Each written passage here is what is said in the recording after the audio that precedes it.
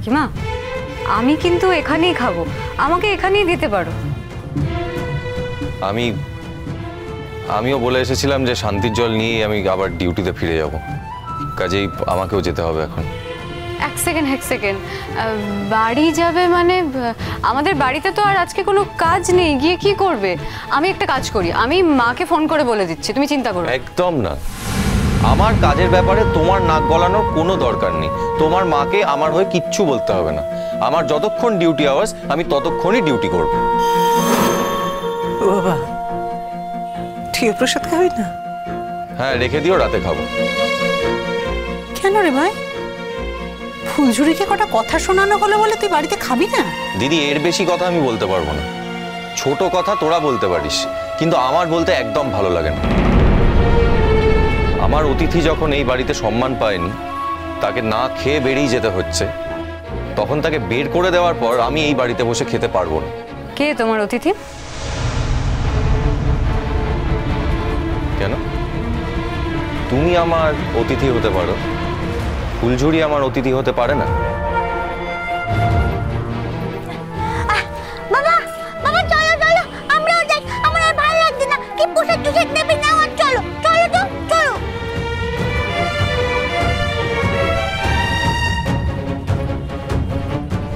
মা, আমি আসছি।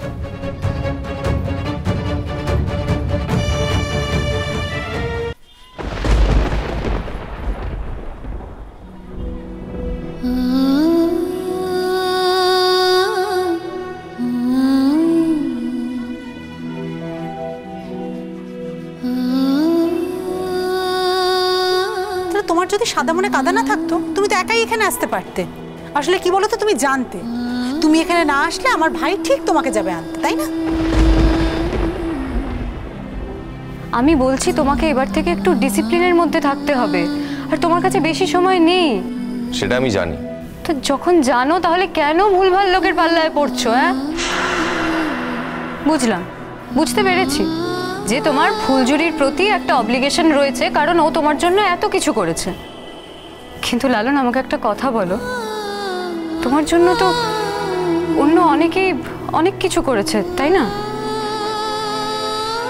ফুলঝুরিকে কটা কথা শোনানো হলো বলে তুই বাড়িতে খাবি না? দিদি, এর বেশি কথা আমি বলতে পারবো না। ছোট কথা তোরা বলতে পারিস, কিন্তু আমার বলতে একদম ভালো লাগে না। আমার অতিথি যখন এই বাড়িতে সম্মান পায়নি, তাকে না খেয়ে বেরিয়ে যেতে হচ্ছে, তখন তাকে বের করে দেওয়ার পর আমি এই বাড়িতে বসে খেতে পারবো না। কে তোমার অতিথি?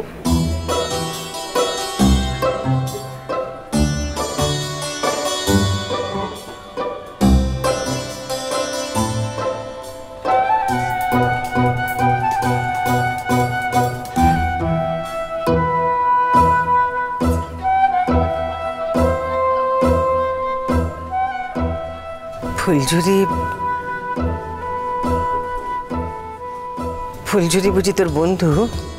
বন্ধু না হোক, আত্মীয়র মতো।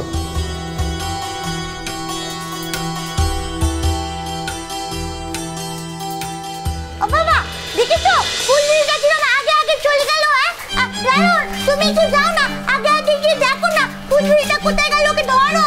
এই লালন, তুই যা, মেয়েটা এমনিতেই মাথা গরম, তার উপরে বোধহয়। আরে কেন মাথা গরম হবে না বলো বড় মামু? এতগুলো কথা শুনলো দাঁড়িয়ে দাঁড়িয়ে মিছিমিছি, আর চুরি কোন অধিকারে এই কথাগুলো বলে বলো তো? না ঠিক আছে, তুই যা, আগে গিয়ে মাথাটা ঠান্ডা কর। আর তুইও তো কিছু খেলি না। আরে আমি কি করে খাবো? আমি একজনকে বাড়ি থেকে গিয়ে ডেকে এনেছি, তাকে যদি এরম আপ্যায়ন করা হয় আমি ওখানে দাঁড়িয়ে খেতে পারি? না, তোর বাড়ির কথা জেনে তারপরে ওকে বলা উচিত ছিল। দেখ, তোর বাড়ির লোকেরা যখন ওকে পছন্দ করে না, আর পুজোটা যখন তোর বাড়ির লোকেরাই করেছে, তখন তুই ওকে বলতে গেলি কেন? আমি ওরকম বেইমান নই। আমার অ্যাক্সিডেন্ট হয়েছে বলে নিজের বিয়ে ক্যান্সেল করে দিয়েছে, আমি এটা ভুলে যাব? ও বাবা, আমি কি লালনের সাথে দৌড়ে দৌড়ে যাব ফুলঝুরিকে দেখতে? না না না, তুমি আমার সঙ্গে এখানে দাঁড়িয়ে থাকো। হয়তো লালন যাচ্ছে, কথা বলবে, তার মধ্যে আমরা পৌঁছে যাব। যা দেখি আবার গিয়ে কি হয়। আমার খুব খারাপ লাগছে বড় মামু। আর চড়ুই তো ঠিক আছে, আমার নিজের বাড়ির লোক এতগুলো কথা শোনালো। মানুষ যে কি করে সব ভুলে যায় এত তাড়াতাড়ি আমি বুঝি না। ঠিক আছে, তুই যা যা, আর কথা বাড়াস না, যা।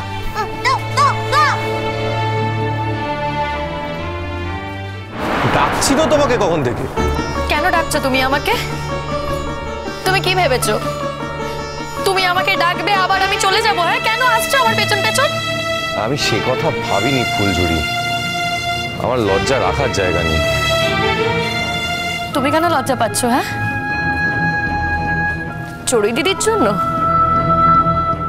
চড়ুই দিদির জন্য তোমাকে লজ্জা পেতে হবে না, ও আমি কিছু মনে করিনি। আচ্ছা, হঠাৎ চড়ুইয়ের জন্য আমি কেন লজ্জা পেতে যাবো? চড়ুই চড়ুইয়ের কথা বলেছে, তাতে আমার কি যে আমি ওর কথায় লজ্জা পাবো? আমার খারাপ লেগেছে আমার বাড়ির লোক তোমাকে অপমান করেছে বলে, আমার বাবা মা আমার দিদি তোমাকে অপমান করেছে বলে। মা যদিও সেরকম কিছু বলেনি, তাও বেরোনোর সময় আটকাতে পারতো তো, তাও করলো না। আর আমি একটা কথা কিছুতেই বুঝতে পারছি না, আমার দিদির এত রাগ কেন তোমার উপর? ফুলঝুরি সরি, দেখো আমিও কিন্তু তোমার সঙ্গে বেরিয়ে এলাম, আমি বাড়িতে থাকিনি, আমি ওখানে খাইও না। কেন খেলে না বলো তো? এখন তো শুধু শুধু তোমার বাড়িতে এটা নিয়ে অশান্তি হবে, তাই না? তা অশান্তি হলে হবে, সেটা তো আমার সঙ্গে হবে, তোমাকে তো আর মাথা ঘামাতে হবে না। তা ঠিক, একদম ঠিক বলেছো তুমি। আমি তোমার কে যে তোমাকে নিয়ে আমি মাথা ঘামাবো? তোমার বাড়িতে কি অশান্তি হবে না হবে সে তো তুমিই বুঝবে, আমি কেন মাথা ঘামাবো? তা চড়ুই দিদি কি এখন ওখানে? এই বারবার চড়ুইয়ের নামটা কেন উঠে আসছে আমি বুঝতে পারছি না। উঠে আসছে কারণ আমি না চড়ুই দিদিকে চিনি গো। চড়ুই দিদি যা ডাট, সেখানে ও তোমার বস্তির বাড়িতে গিয়ে বসে আছে, আবার তোমার মায়ের হাতে ভোগের খিচুড়ি খাবে বলছে। আমি তো এরকম চড়ুই দিদিকে আগে কখনো দেখিনি না, তাই বারবার চড়ুই দিদির কথা উঠে আসছে। আচ্ছা তুমি আমাকে একটা কথা বলো তো, চড়ুই চড়ুই নিজের ইচ্ছেতে গেছে, সেখানে আমি কি করে বাধা দেবো ওকে?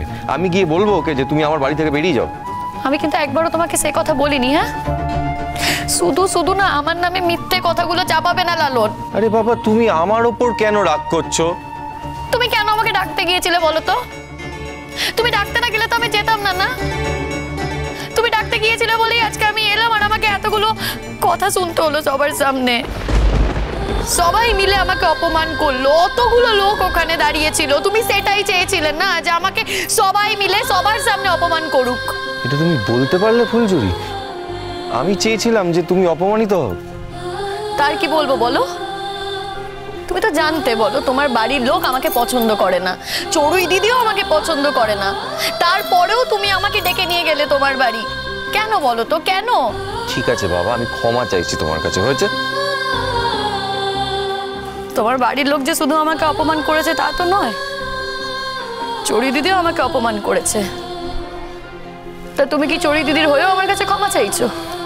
বাবা, বারবার তুমি যদি চড়ুইয়ের নাম নাও তাহলে উল্টে আমার রাগটা আরো বেড়ে যাবে। যাকে বাড়ি গিয়ে একটু ভাত খেয়ে নিও। আর তুমি? আমি কিছু একটা কিনে খেয়ে নেবো। শোনো, আমি যদি দুমুঠো খাই না, তুমিও দুমুঠো খাবে। আরে বাবা না, বড় মামিকে বলার নেই, এরপর আবার মেজো মামি শুনবে, তারপর অশান্তি হবে। শুধু শুধু ছেড়ে দাও, আমি নিজের ব্যবস্থাটা করে নেবো। আচ্ছা, তোমার কি মনে হয় বড় মামি আর দিদা যদি শোনে যে তোমার খাওয়া হয়নি, দিদা তোমাকে না খাইয়ে ছাড়বে? আচ্ছা ঠিক আছে, বাড়ি তো চলো আগে। বড় মামু কোথায়, এখন ওখানে? না, বড় মামুরা পেরিয়ে গেছে, আসছে। হ্যাঁ, ও বাবা, আমার না খুব খিদে পেয়েছে, আমার একটু লজেন টজেন কিছু কিনে দেবে? হ্যাঁ চলো, এসো এসো হ্যাঁ, এসো। চলো তো, আমার আমার খুব পেটে ব্যথা করছে, খিদে দে। মানে বড় মামুর তো ওখানে থাকার কথা ছিল সোনা দিদিকে নিয়ে, ওরা বেরিয়ে পড়লো কেন? সোনা দিদি তো বিকেলে আসার কথা ছিল। মিনি দিদির মতো বিবেক না অন্য অনেকের নেই, জানো তো।